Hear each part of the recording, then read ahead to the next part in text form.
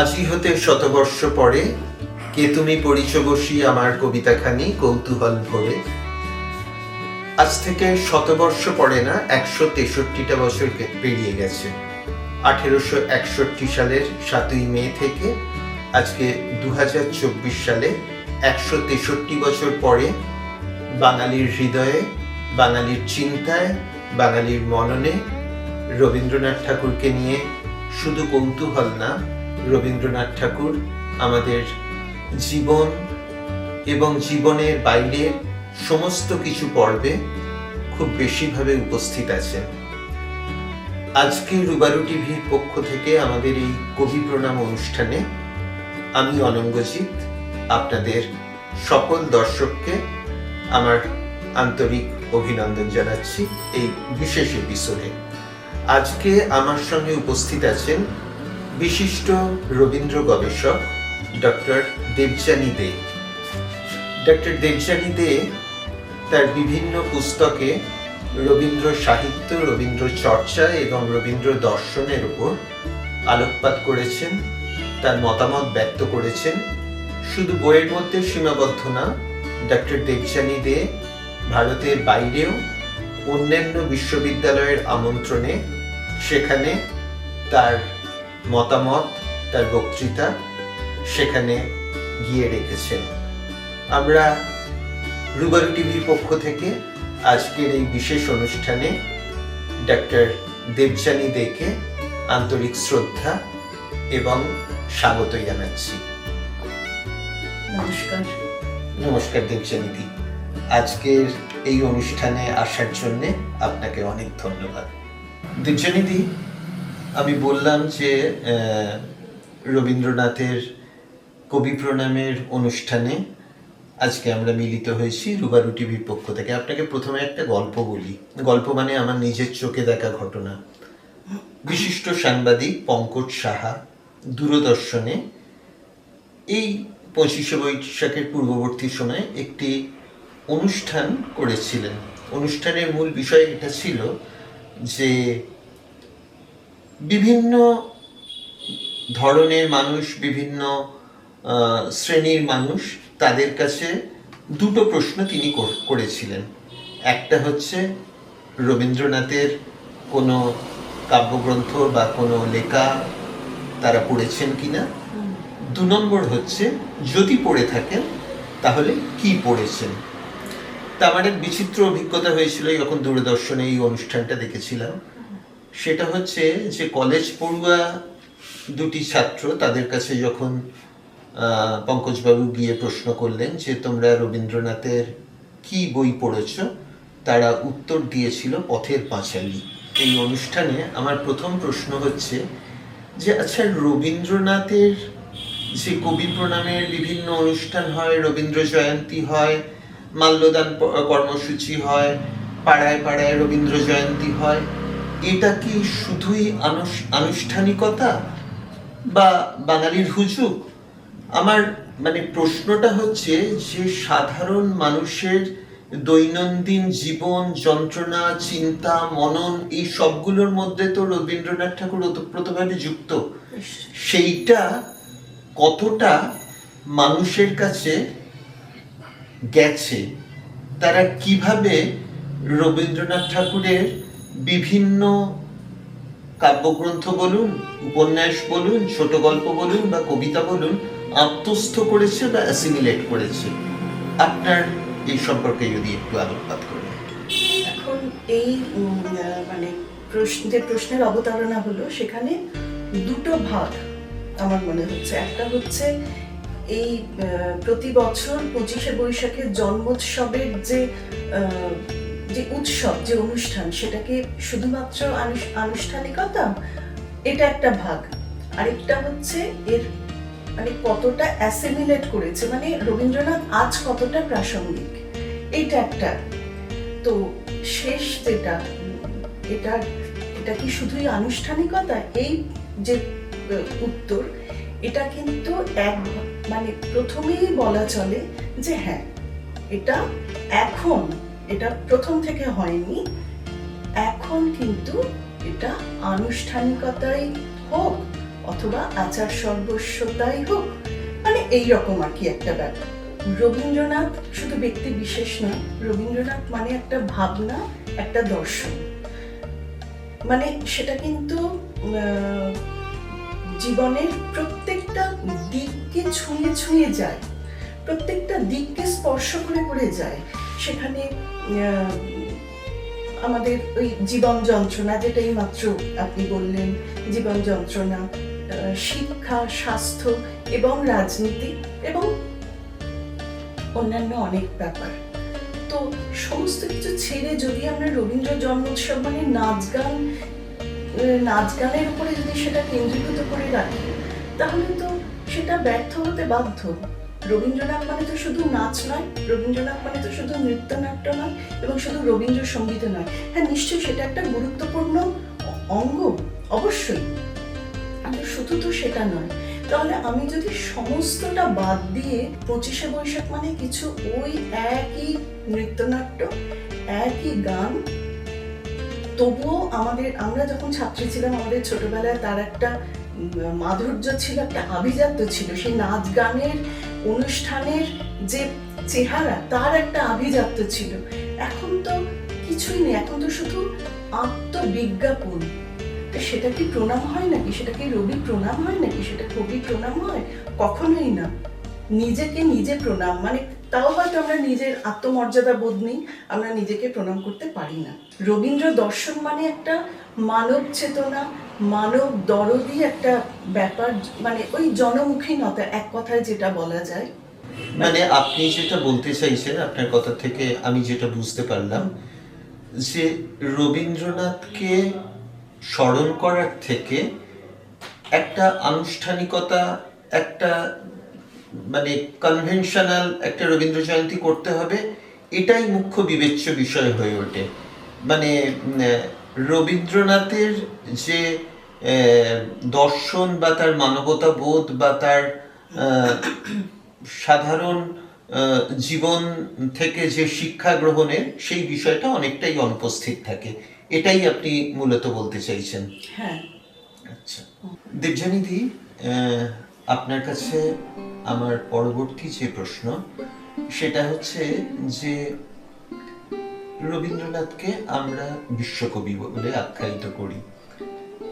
বিষয়টা তো শুধু এরকম নয় বলেই অন্তত আমার মনে হয় যে তিনি কি শুধু নোবেল লরিয়েট বলে না, কিন্তু তার যে বিশ্বময়তা, তার যে আন্তর্জাতিক স্তরে তার যে উন্নীত হওয়া, এবং আমরা দেশবাসী যে কারণে তার এই বিশ্বকবি হিসেবে গর্ববোধ করি, সেটা আপনি কিভাবে দেখেন, বা আপনি সেই বিষয়ে যদি দয়া করে আলোকপাত করেন।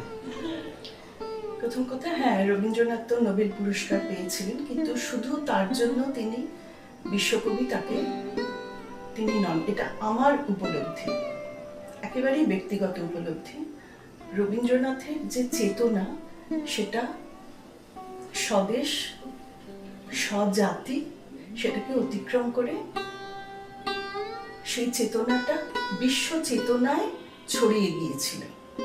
রবীন্দ্রনাথের একটাই স্বপ্ন ছিল, সমগ্র বিশ্বের মানবের মুক্তি। এটা রবীন্দ্রনাথের স্বপ্ন ছিল। তার যা বিশ্বাস, সেটা বিশ্বাস বলাটাই ভালো, স্বপ্ন চেয়ে, সেটা খুব স্পষ্টভাবে ওর বিভিন্ন মানে সৃষ্টির মাধ্যমে উনি বলেছেন।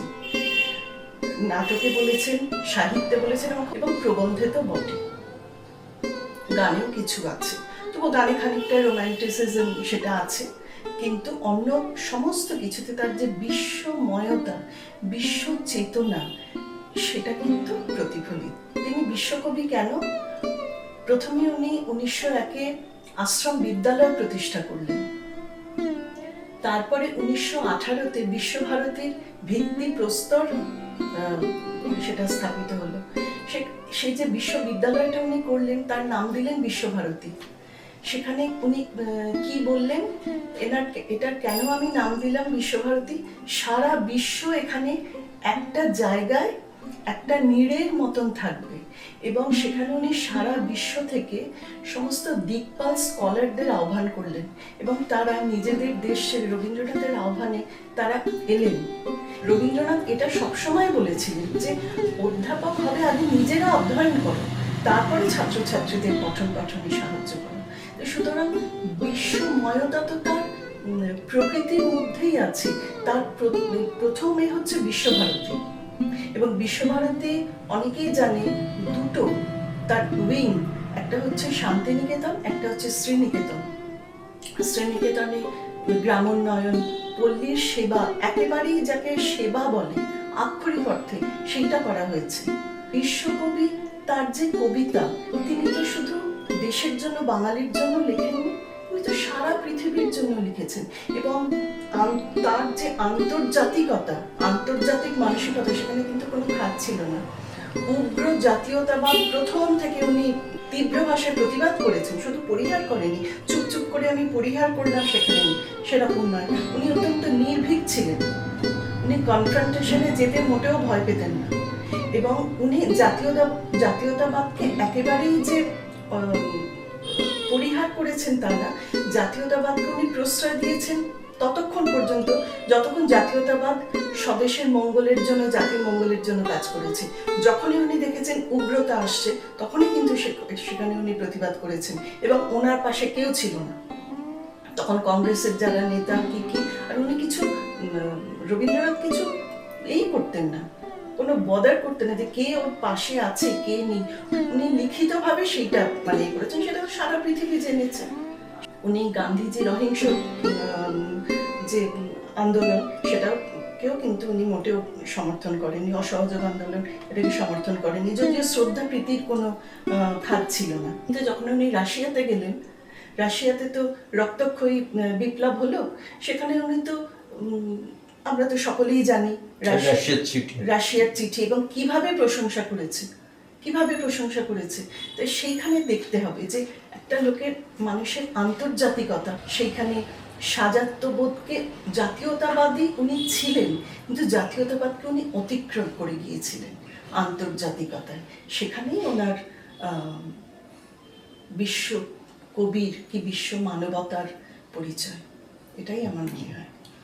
শ্রমজীবী মানুষ, এই যে আমরা 1 মে পেরিয়ে এলাম, শ্রমজীবী মানুষের কাছে রবীন্দ্রনাথের লেখা বা রবীন্দ্রনাথের কাব্যগ্রন্থ বা কবিতা বা যে কোনো, সেইটা কি শ্রমজীবী মানুষের কাছে পৌঁছতে পেরেছে, বা সেরকম কিছু নিদর্শন উদাহরণ আছে? প্রচুর আছে। ওর যে প্রবন্ধ, সেগুলোতে তো ছত্রে ছত্রে আছে, কিন্তু না, শ্রমজীবী মানুষের কাছে পৌঁছতে পারেনি। সেটাই হচ্ছে আমাদের ব্যর্থতা। আমরা পৌঁছে দিতে পারিনি। ওরা কাজ করে কবিতা, সেটা খালি বলছেন যে কবিতার পাতাতেই থেকে গেছে। একদমই তাই। এবং শুধু কবিতাতে নয়, কবিতা তো উনি লিখেছেন, ওরা কাজ করে, তারপরে ওই চৈতালি কাব্যে আছে অতি ছোট দিদি, কিন্তু প্রবন্ধে তো উনি সমস্যাটাও তুলে ধরেছেন, তার সলিউশনটাও দিয়েছেন। সেটা তো আমরা নিইনি। উনি এটাও বলছেন যে আমার লজ্জা বোধ হয় যে পরগাছার মতন নিজেদের জীবনের দায় দায়িত্ব প্রজাদের উপর চাপাতে আমার লজ্জা বোধ হয়, আমার ঘৃণা বোধ হয়। এই জমিদারি সিস্টেমটাকেই উনি ঘৃণা করতেন পরের দিকে। এবং দেশের খেটে খাওয়া মানুষদের বারবার উনি বলেছেন, বঙ্গভঙ্গ যখন হলো, বঙ্গভঙ্গ বিরোধী আন্দোলন যখন হলো, যে আগে গ্রামকে ঠিক করতে হবে। আমাদের সভ্যতা হচ্ছে গ্রাম ভিত্তিক, পল্লী ভিত্তিক সভ্যতা। আগে আমাদের চাষিদের স্বনির্ভর করতে হবে। কেউ কিন্তু শোনেনি ওনার কথা। উনি যখন দেখলেন যে কেউ ওনার কথা শুনলো না, তখন উনি শ্রীনিকেতন করলেন।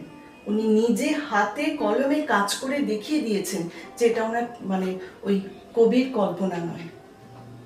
রক্তকরবী নাটকে তিনি শ্রমজীবী মানুষের যে বিষয়টা কি প্রতিফলিত হয়েছে বলে আপনার মনে হয়? একেবারে।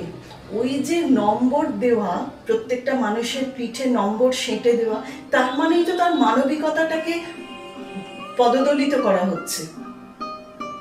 তার পরিচয় কি শুধু নম্বরে? তার তো একটা পরিচয় আছে, তার তো একটা নাম আছে। এই সমস্ত কিছু বাদ দিয়ে রবীন্দ্র জয়ন্তী মানে শুধু নাচ আর গান আর খানিকটা কবিতা আবৃত্তি। তার থেকে আমি বলবো নাটক যারা করে, নাট্য দল, তারা কিন্তু কিছু কাজ করছে নিশ্চয়ই, তাদের কিছু এক্সপেরিমেন্ট এখন হচ্ছে ঠিকঠাক। মানে আমি শম্ভু মিত্র, ওটা তো মানে কিংবদন্তি, শম্ভু মিত্রের রক্তকরবী, ডাকঘর, এগুলো তো কিংবদন্তি, এখনো কিন্তু ভালো কাজ হচ্ছে। রুবারু টিভির পক্ষ থেকে আমার দৃষ্টিভঙ্গি এটাই ছিল যে শুধু আনুষ্ঠানিকতা, রবীন্দ্র জয়ন্তী পালন, একটা আবৃত্তি, একটা গান, একটা নৃত্যানুষ্ঠান, তার মধ্যে কি সীমাবদ্ধ থাকবে? আপনি সঠিকভাবেই আলোকপাত করেছেন downtrodden section of the society, weaker section of the society, সমাজের সর্বস্তরের মানুষের কাছে, সমাজের খেটে খাওয়া মানুষের কাছে, সাধারণ মানুষের জীবন যন্ত্রণা, দুঃখ, বেদনা, তাদের হতাশা, তাদের চিন্তা, চেতনা, মনন, সব কিছুর মধ্যে রবীন্দ্রনাথকে পৌঁছে দেওয়ার অভিপ্রায় নিয়েই আজকে আমাদের এই সাক্ষাৎকারটা ছিল। আপনাকে অনেক ধন্যবাদ। খালি আমার অনুষ্ঠান শেষ করার সময় আমার একটা ছোট্ট অনুরোধ, আপনি যদি কয়েকপন্থী রবীন্দ্রসঙ্গীত পরিবেশন করেন তাহলে আমরা চ্যানেলের পক্ষ থেকে বাধিত থাকব। আপনাকে আন্তরিকভাবে অনুরোধ করছি, একটি রবীন্দ্রসঙ্গীত যতটা আপনার সম্ভব হয় যদি আপনি গান গেয়ে আপনাদের শোনান। আমার চক্ষু দিয়ে মেলে সত্য দৃষ্টি, ওগো তোমার চক্ষু দিয়ে আমার সত্য রূপ প্রথম করেছো সৃষ্টি, ওগো তোমার চক্ষু দিয়ে তোমায় প্রণাম, তোমায় প্রণাম, তোমায় প্রণাম শতবার, তোমায় প্রণাম, তোমায় প্রণাম, তোমায় প্রণাম শতবার। অনেক ধন্যবাদ দেবযানীদি, আপনাকে রুবারু টিভিতে আসার জন্য অনেক ধন্যবাদ।